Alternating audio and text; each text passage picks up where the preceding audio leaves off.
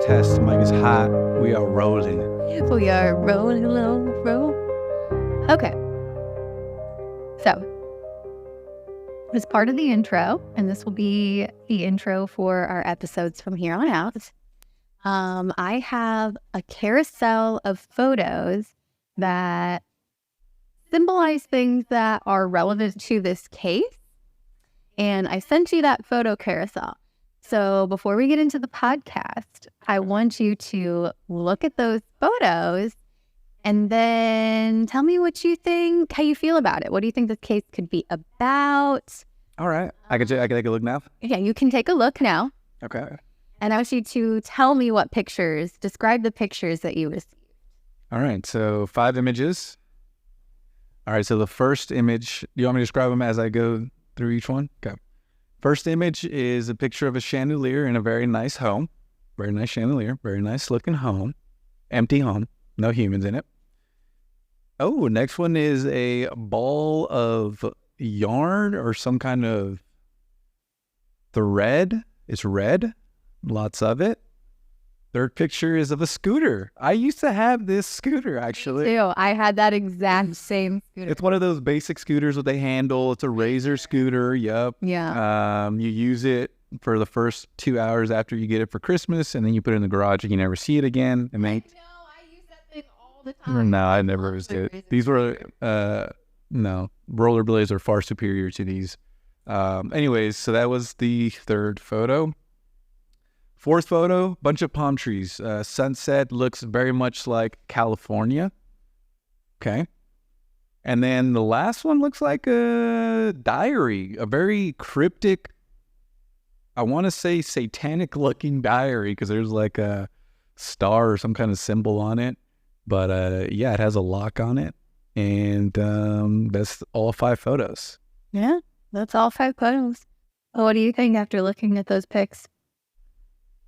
The set in California. I'm going to go there first and foremost.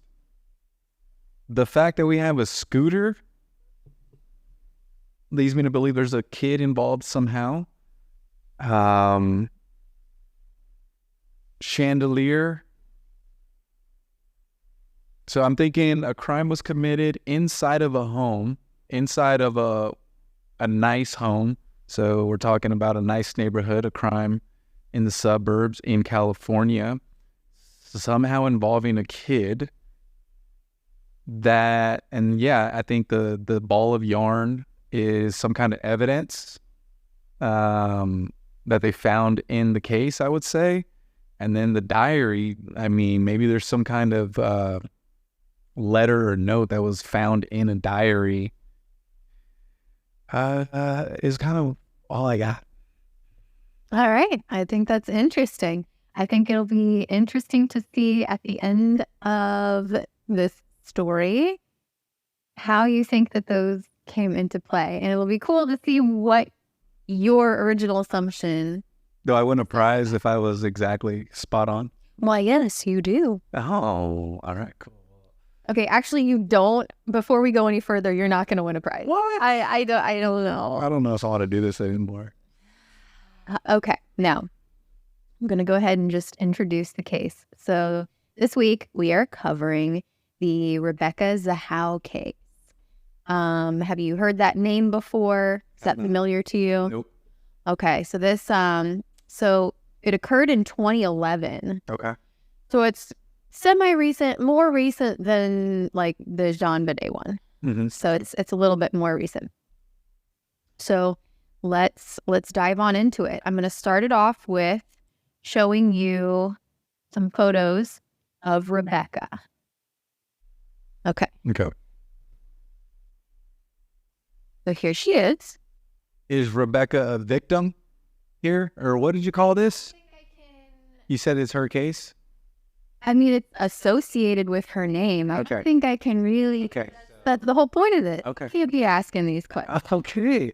Well, I did it. All right, cool. You're showing me pictures of Rebecca. Got it. So this is Rebecca. Okay. Here. Okay. So she was born in March of 1979 in the Chin state of Burma or Myanmar. I guess it was called Burma at the time. Now they call it Myanmar. But she is of Chin descent. Okay. And she, from like my research that I've conducted, she's apparently like nobility within her tribe. Like she's like a princess or something like that. That's her to start. Do you have anything to comment on? Well, we have one picture. It looks like she's in some kind of scrubs. Yeah. So it looks like a very professional photo. Yeah. There's another photo where she's out hiking with a friend. That's her sister. Her sister. Very much looks like California or maybe even Arizona. But yeah, very fit. She is a health nut. And that is what everyone says about her. She is obsessed with being the most fit, being the most healthy. Yeah, so in the photo of her hiking, she's got a crop top and her abs are completely shredded. She is shredded. She is. And she's got the beautiful makeup. She takes very good pictures. She's beautiful. She's got it going on. Right going on. Very hippie, young, and apparently she's a princess. She is a princess. Okay. So, like I said, she is from Myanmar. Her family kind of moves around a little bit. They end up moving to Germany, and I believe that's like where she went to school and where she like primarily grew up. But in 2001, her family immigrates to the U.S. So she's like 22 at that time, and they settle in St. Joseph, Missouri. So not long after that, she actually gets married in 2002, and they relocate to Phoenix, Arizona. She works a few jobs when she gets there, and she eventually becomes an ophthalmologist technician. So that was that picture you saw with the scrub. So an ophthalmologist is an eye doctor, but different from an optometrist, in the sense that when you go to an ophthalmologist, you're usually like treating a disease, you're getting a pretty serious surgery, whereas like an optometrist, you're going to like get your vision checked so you can get new glasses. Okay. So I guess like an ophthalmologist specialist is like, so she would assist in surgery and things like that. So that was her job. While she worked there, she meets a man named Jonah Shacknai, who was a patient at the ophthalmologist's office that she worked at. Okay. They begin dating in 2008 while she is still married to her husband. They actually don't divorce until 2011. And this guy, Jonah Shacknai, he is the co-founder and CEO of this huge pharmaceutical company. Okay. He is a billionaire. Oh. The company that he works for, or that he's founded, they like produce and distribute Dysport and Restylane, which I'm over here with both of those. These are injectables, but I have both of those in my face currently as we're speaking. Yeah, but he was, at the time that they met, he was in the top 10 earners for CEOs in the state of Arizona. Okay. So I'm going to show you some pictures of Jonah and Rebecca. Give me just a second here. What's Jonah's last name again? Shacknai. Jonah Shacknai. Okay, so here is a picture of Jonah down here at the bottom. Okay. Here's a picture of the two of them. Now he is 22 years her senior. Okay. So there is a bit of an age gap. Jonah has been married 3 times. He has 5 kids. The youngest of which is Max. That's this cutie. Okay. Right here. This is Max, his youngest son. Yep. So they start dating in 2008, and they move pretty fast. They like U-Haul it. She moves in with him. She quits her job as an ophthalmologist tech, and she just kind of becomes like a stay-at-home girlfriend. Gotcha. And she's like really well intertwined with his family. Some like her, some don't, but she is extremely close to Max. She spends a lot of time with him. She adores this little boy. Is it because he is the only kid living with him? Pretty much. Jonah has a really good relationship with Max's mom. They have like a really good co-parenting relationship, and she's actually like pretty cool with Rebecca. Gotcha. And like Rebecca knows her and her sister, and so they have a good relationship. So Max is around a lot. Okay. And she cares for him a lot. She takes care of him a lot. Got it. And they're extremely close. Here's a picture of them right there. So cool. Yeah. So, and they're very much they're a couple. It's not like they're close. They spend a lot of time together. They're very affectionate towards each other. You get it. All right. So, do you have any questions or comments moving forward? I mean, you kind of glossed over her failed marriage, but I don't know if that's important. But it seems like, yeah, she got married and then cheating on the guy with this Zangadusky guy. What's his name? Jangaichi?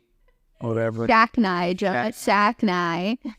She shacked up with the Shacknai. Shacked up with the Shacknai. Like, okay, like we just breezed over her, leaving her mans for the Shacknai.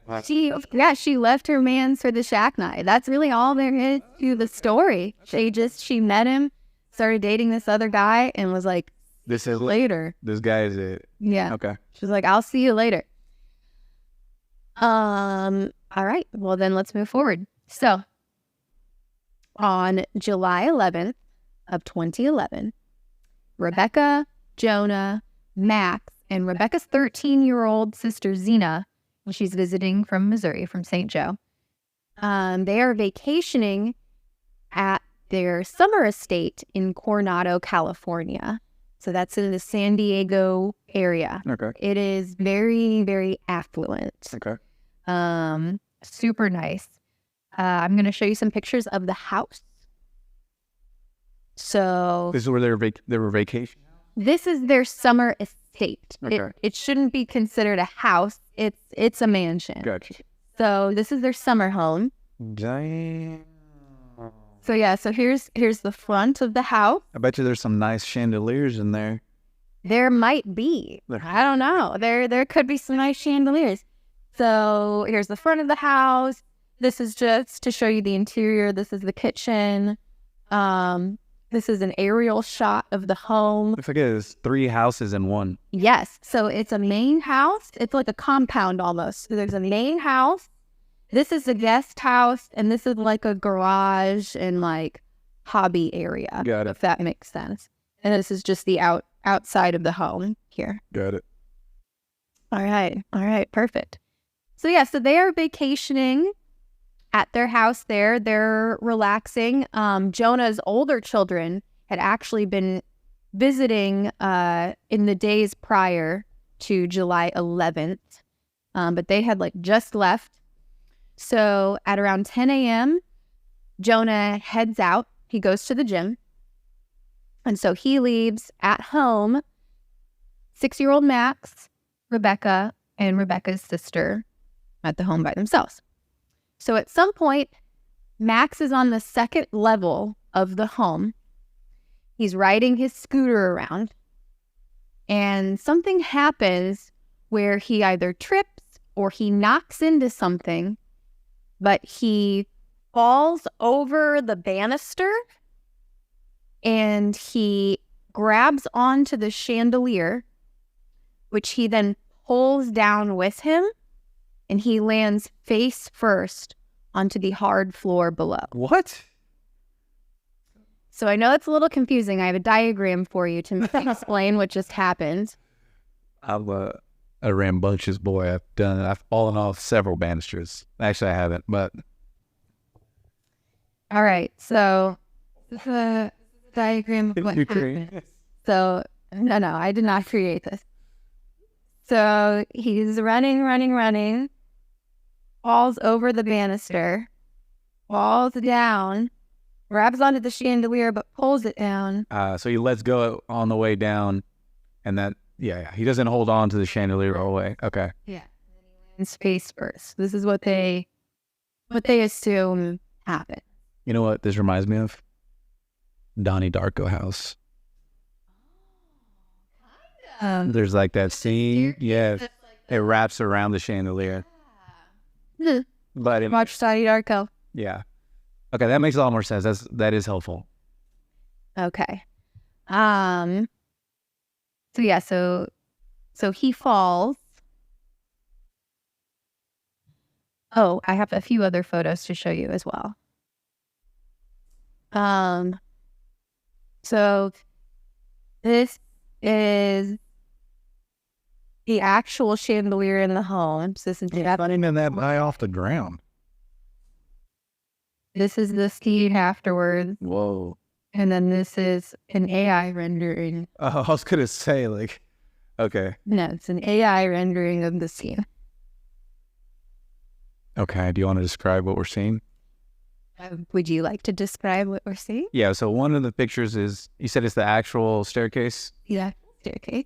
Yeah, so in that picture, the chandelier is only like maybe 10 feet off the ground.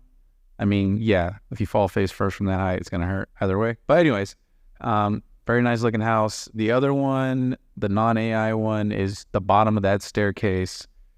Stuff all over the floor. Oh yeah, and there's a staircase, there's a scooter. Yeah, it just looks like obviously some kind of accident happened there.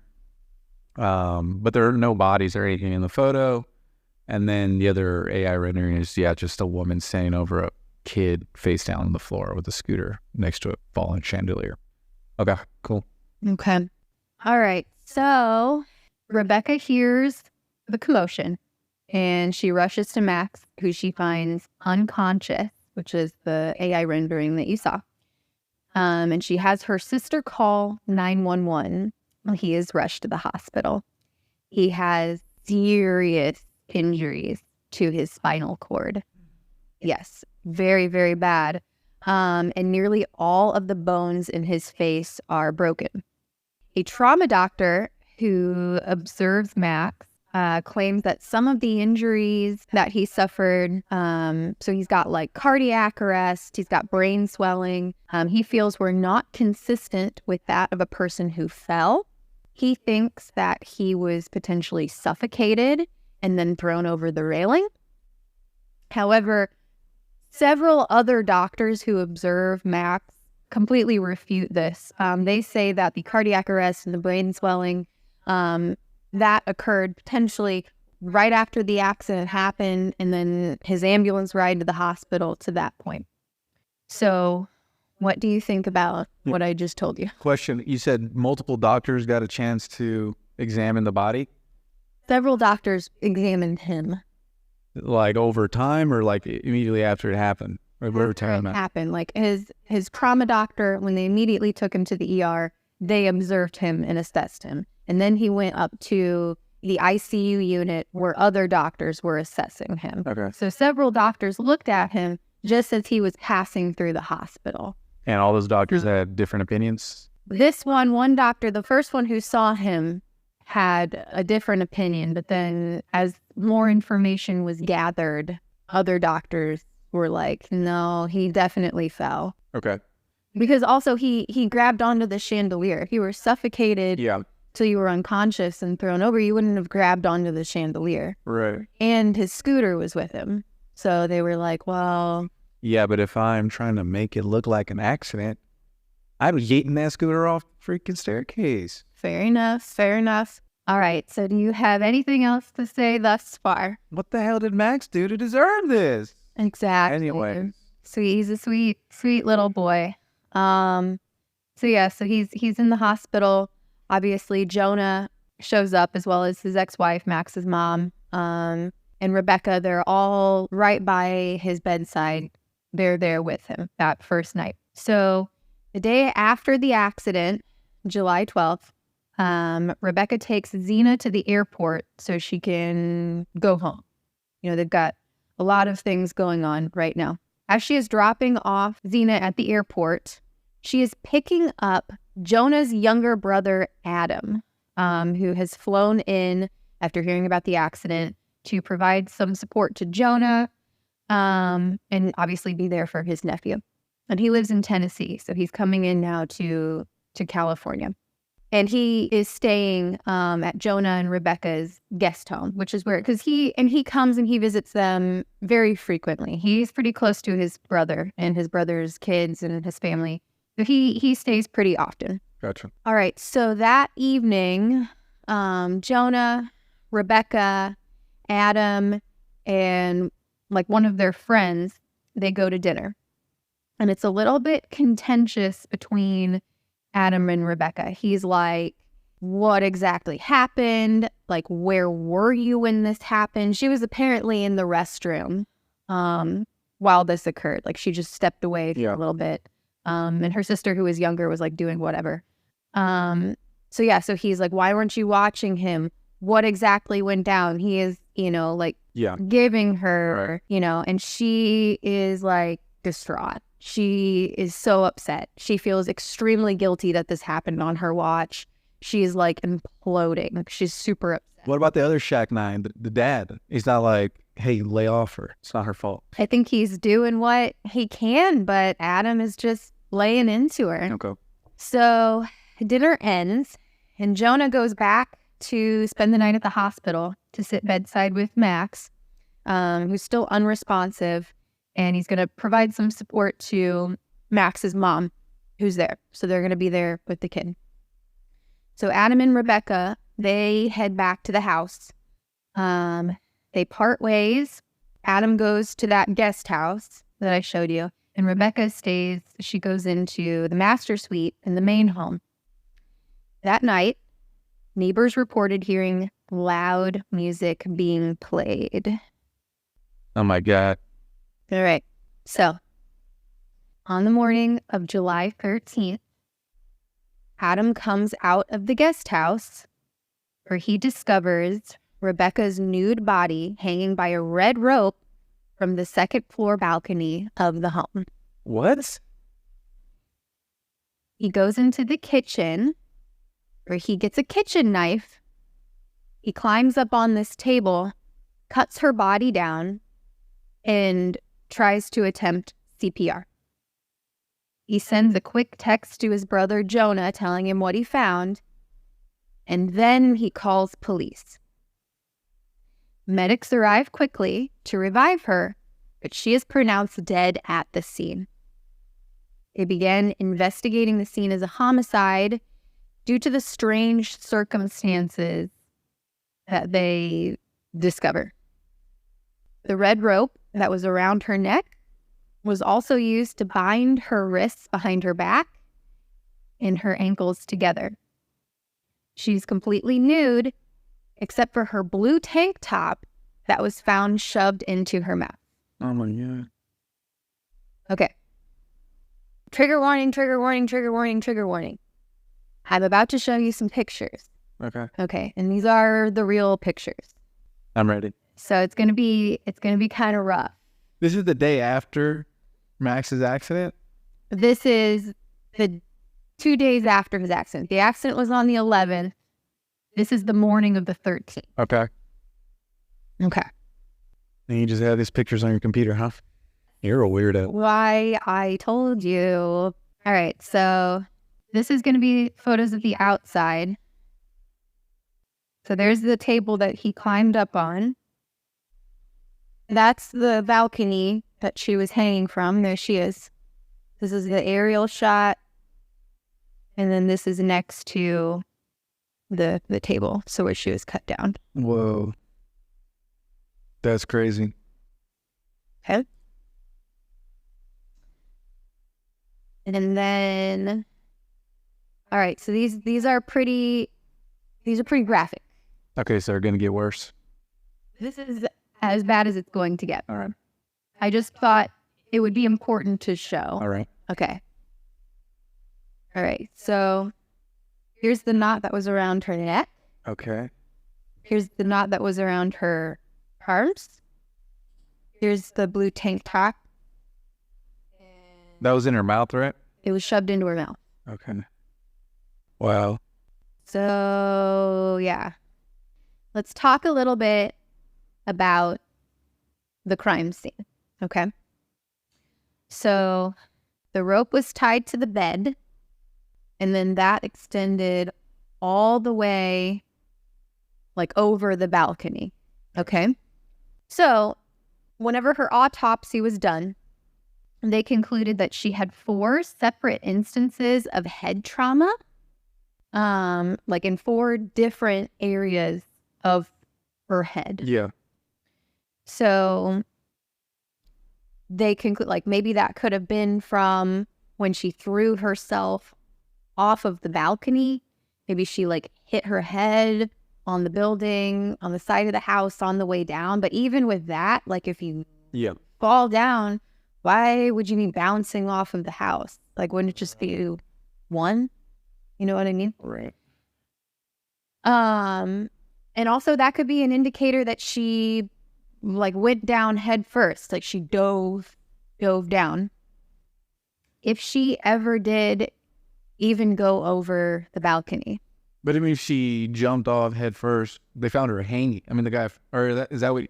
Do we know?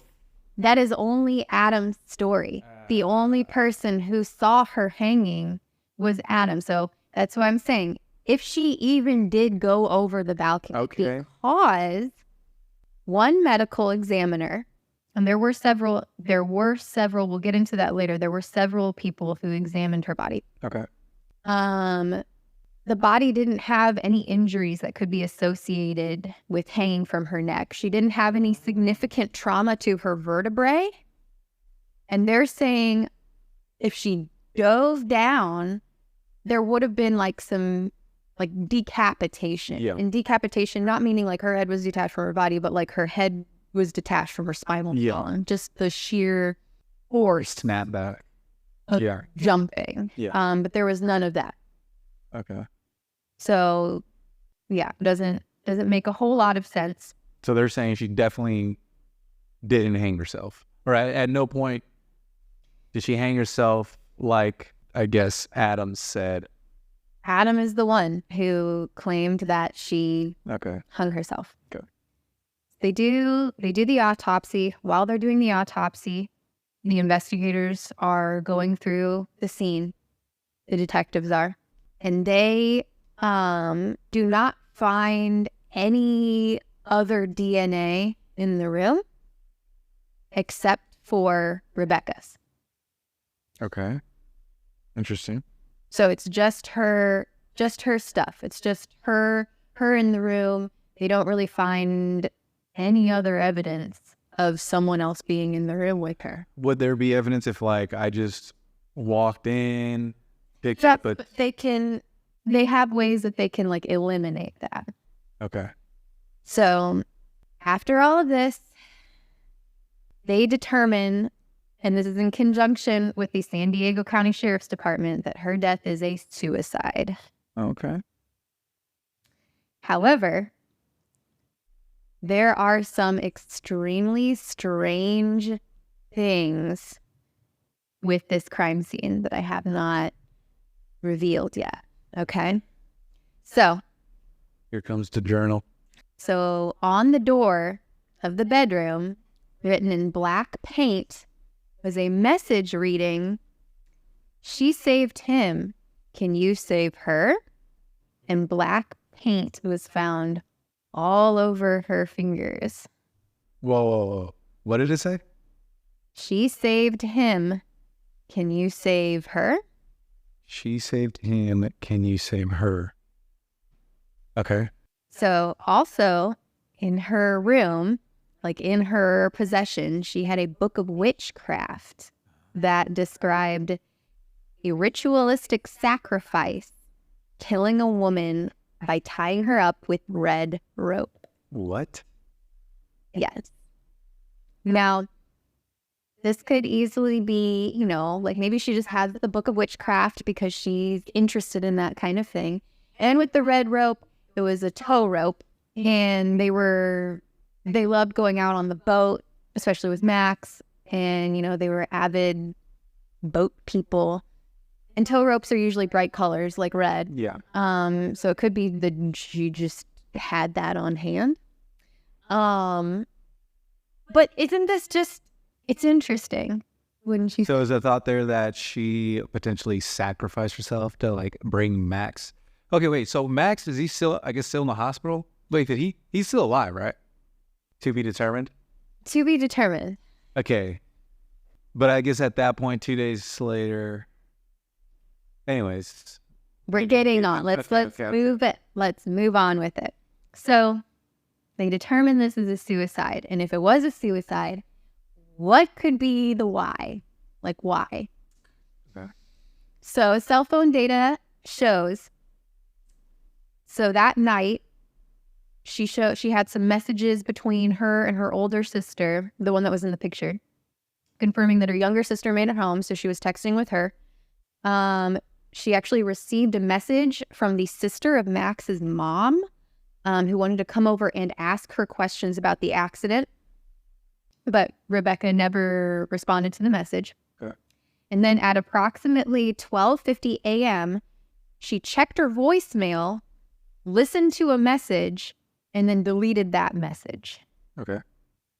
So investigators concluded that it was actually a message from Jonah letting her know that Max's condition had worsened and he would not make it. And then ultimately on July 16th, so several days after this, Max passes away. Oh my God. From the brain damage that was caused by the lack of oxygen. So yeah, he called her at 12:50 a.m. and the examiners say she died between 1 and 3 a.m. Well. Yeah. And then Adam found her then, when was the call made by Adam? At 6:35 a.m. the next morning. Gotcha. Or that morning. So, yeah. So let's back up just a little bit. I want to show you the message on the door. Oh, yeah. Let me see that shit. So, here's the message on the door. Here's the black paint on her hands. So there were knives found in the room, but there was nothing on the knives. They were just there. Yeah, so one picture is just a close-up of her hand. Looks like there's black paint on, like, the top of the thumb. And this is, like the rope still wrapped around her wrist in that photo.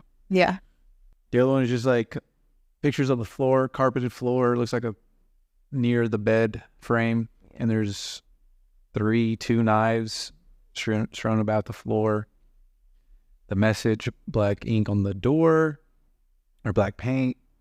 And then what is that view? It's like inside the room looking out the balcony door. Yeah, this is the balcony. And then that's the balcony. A little bit more about the crime scene. Yeah. Okay, it's wild. Yeah. Yeah, the black paint on the wall looks crazy. Pretty crazy. Okay. So, what do you think of all of that? Well, now, where are you at right now? Now I'm thinking that she just lost her mind and feels super guilty about Max. And yeah, maybe she was already into some kind of witchcraft things. And dark stuff. The answer was in that book, and it was, unfortunately, kill yourself. And maybe that's why the knives were there. She's like, I don't want to go out that way. So yeah, I mean, I don't know. But it's still really strange because then it's like, why was she naked? Why was her tank top in her mouth and she was like bound? Yeah, I mean, yeah, that's true. They do think like she tied one arm and then put her arms behind her back and like slipped the other hand in there because like her hands were behind her back. But that's so much effort to put in, to do all of that for an attempted suicide. So yeah, I kind of forgot about her hands being tied up. That does make it seem like somebody else was involved. It's weird. And like, yeah, she jumped off. Like, why were there, like, there was no damage to her vertebrae. And who was staying at the house at that time? It was Adam. Adam, who is Jonah's younger brother. And her sister? Her sister had already left. Okay. So as she was dropping her sister off, she picked Adam up. Got it. So her sister was already gone. So it was just her and Adam. And I'm sure she already felt attacked. Yeah, by Adam. Yeah. So she probably already felt super uncomfortable. Are we going to get into Adam's background? Like, does he have a history of... He doesn't have, not much can be said about him. He is a, like he works on like a tugboat. He's like a tugboat captain. Okay.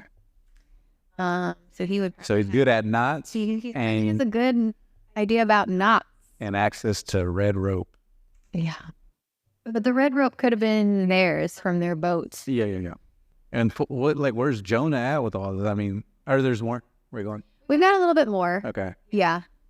I think that because this incredibly tragic accident had happened just a few days before, I think that, I don't know, maybe that prevented him from really like going in on his brother. Yeah. There's not a whole lot of evidence of any issues between them, because also keep in mind, Jonah is like, not a public figure, but he has like an image to protect.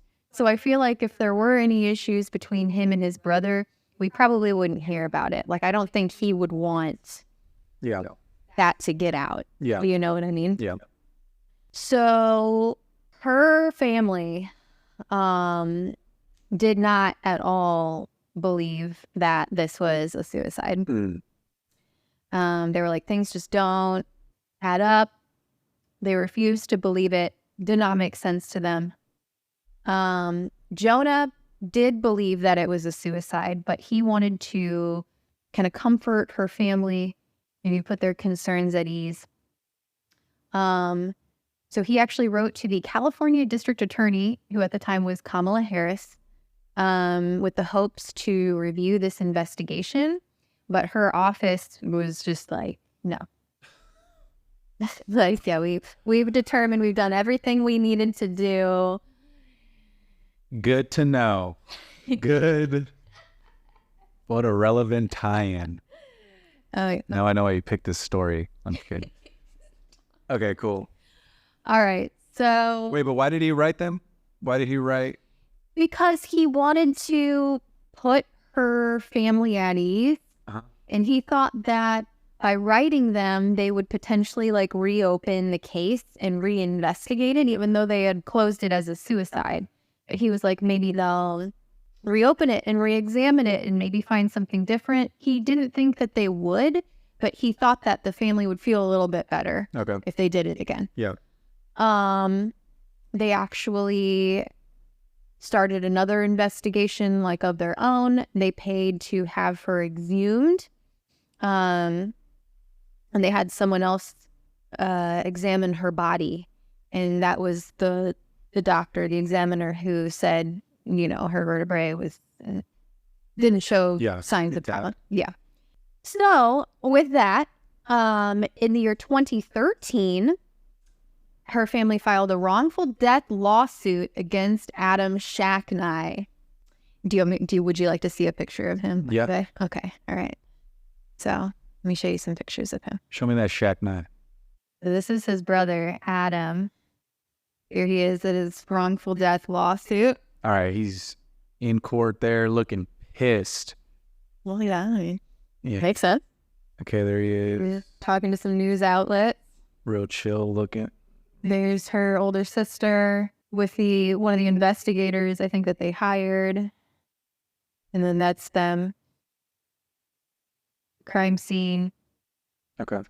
All right. And then in 2018, hang on just one second. In 2018, he was found liable, and he was they awarded the family $5 million. Damn. Yes. But in the middle of all the arbitration, the family settled outside of court with Adam and his insurance company for $600,000 and vacated that judgment. And that is the end of the road. So what does it mean by they found him liable for $5 million? Okay, so they found him. Okay, so you know like the difference between like a wrongful death civil case and a criminal case. Why don't you explain that for us? Okay, so to explain it to you, I'm going to use the O.J. Simpson trial. I feel like it's the best representation of this idea. So when OJ killed Ron and Nicole, he was charged criminally, okay? And he had a team of lawyers, and he was found not guilty in his criminal case, okay? So that means he didn't go through the justice system. He didn't have to go to jail for that. Okay. However, once that trial ended, the Goldmans and the Browns filed a wrongful death lawsuit against OJ because they're separate. One is criminal, one is civil. So there's no double jeopardy there. And because the threshold of reasonable doubt is considerably lower for a civil case, Got it. that's why OJ was found guilty Gotcha. of the civil case. And that's why, the Browns and the Goldmans ended up getting a lot of money from OJ because they found him guilty on his civil case. So because he was never charged, Adam was never charged with a criminal case, they took him to well, it wouldn't matter anyways, but they took him to court over the wrongful death lawsuit. And because you can't go to jail in a civil case, you have to pay them money. Gotcha. And so instead of being like, oh, he's guilty, send him to jail, it was like, he's guilty, now pay them money. Gotcha. Very interesting. What was the relationship between Jonah and Rebecca? I mean, you showed me pictures, it all looked great, but was there any suspicion ever put? Kind of. There were her sisters and some of her friends would say that she seemed kind of unhappy with him. She would talk about them arguing a lot, and they found a note in her phone that said, and I'm like kind of paraphrasing here, but it was essentially like, if I cry all the time, like I'm unhappy, is it even worth the money? So maybe she was in it just for the money? Who knows? Yeah, I'm just thinking, like, what reason would she have to, I'm thinking like her little Max. Yeah. If she did that, or. I don't think she would. I mean, from everything that I found, I mean, I don't know her personally, but it seemed like they had a good relationship, and there are pictures of them like all over. She seems super happy with him. He seems really happy with her. Yeah, and I guess she didn't have any history of trying to hurt herself or. No, she didn't. She was like a health nut. She took extremely good care of herself. Oh yeah, that's right. That's weird. Super weird. And that's the end of it. Wow. Oh, with your pictures that you received in the beginning, how do you feel about them now? I think I was pretty spot on. I said the crime involved the child. Well, I guess there are two cases here, two different incidents involving a child, affluent neighborhood. Definitely got the rope wrong. It looked more like yarn or thread.